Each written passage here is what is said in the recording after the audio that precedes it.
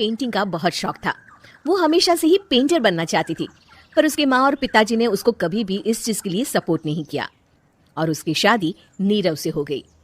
नीरव रजनी को बहुत प्यार करता था, पर रजनी हमेशा चुपचाप ही रहती। वो इस शादी से खुश नहीं थी। वो ये शादी नहीं करना चाहती थी। उसे तो हमेशा से पेंटर जो बनना था। अपने इस सपने को वो नहीं पूरा कर पाई, इसलिए वो हमेशा उदास रहती थी। रजनी, बहुत ही बढ़िया फिल्म लगी है, कल देखने चले? नहीं जी, कल मुझे बहुत काम है, मैं नहीं जा पाऊंगी। अच्छा तो कोई बात नहीं, संडे को चलते हैं। देखिए, मुझे फिल्म देखना पसंद नहीं है, आपको जाना है तो चले जाइए। नीरव को मना करके रजनी वहां से चली जाती है और अपने बैग को खोलकर उसमें बंद पड़े ब्रश और कलर्स को देखकर रोने लगती है। रजनी, चलो ना कहीं बाहर खाने चलते हैं, कुछ तुम्हारी पसंद का। जी मुझे नहीं जाना, मेरी तबीयत ठीक नहीं है। रजनी वहां से चली जाती है। नीरव को समझ नहीं आता कि रजनी उससे इतना दूर क्यों रहती है। वो जब भी उसके साथ वक्त बिताना चाहता है, रजनी कोई ना कोई बहाना बना देती है। एक दिन घर पर कोई नहीं था। रजनी घर का सारा काम जल्दी से खत्म कर लेती है। घर पर अकेले होने के कारण वो सोचती है कि वो आज पेंटिंग करेगी। वो अपने कमरे में जाकर पेंट ब्रशेस और कलर्स निकालकर जैसे ही कलर मिक्स कर रही होती है कि दरवाजे पर बेल बज जाती है। अब कौन आ गया इस वक्त? इतनी मुश्किल से तो मुझे पेंट करने का मौका मिला है।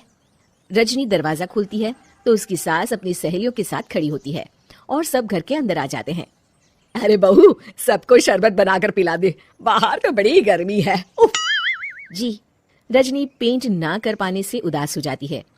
उसे गुस्सा भी आ रहा होता है कि उसने इस शादी के लिए हाँ क्यों कह दी।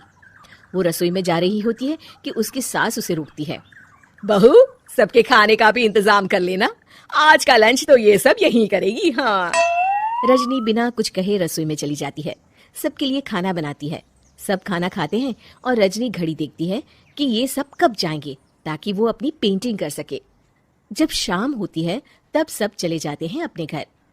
अरे बहू, सब तेरे खाने की तो बहुत तारीफ कर रहे थे, सबको बहुत अच्छा लगा खाना।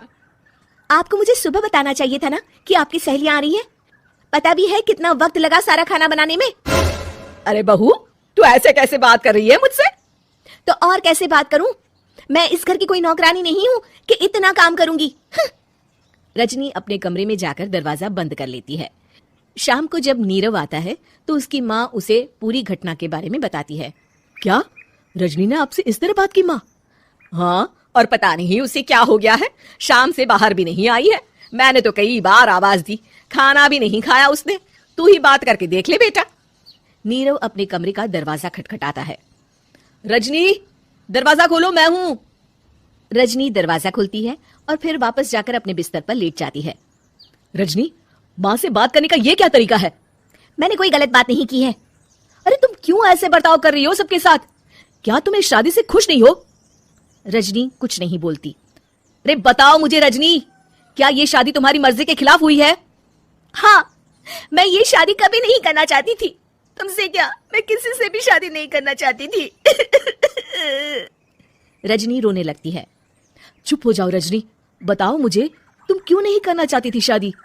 रजनी बेड के नीचे से अपने पेंटिंग्स, कलर्स, ब्रश, पेपर्स निकालती है। इतने में उसकी सास भी कमरे में आ जाती है। ये देख रहे हो, ये थे मेरे सपने। मैं पेंटर बनना चाहती थी, पर माँ पापा ने कभी सपोर्ट नहीं किया और मेरी शादी करवा दी। मेरे सारे सपने टूट गए। हर वक्त बस गुस्सा आता रहता है मुझे।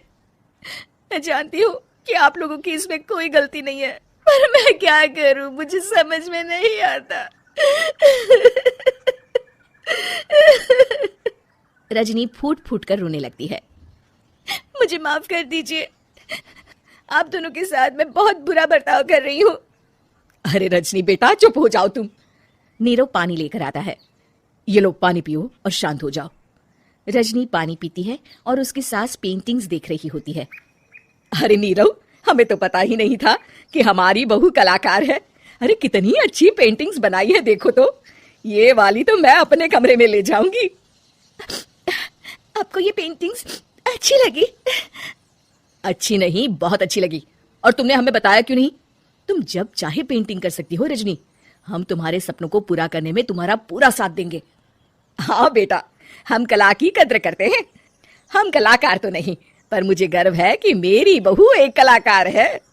रजनी, नीरव और सास तीनों हंस पड़ते हैं।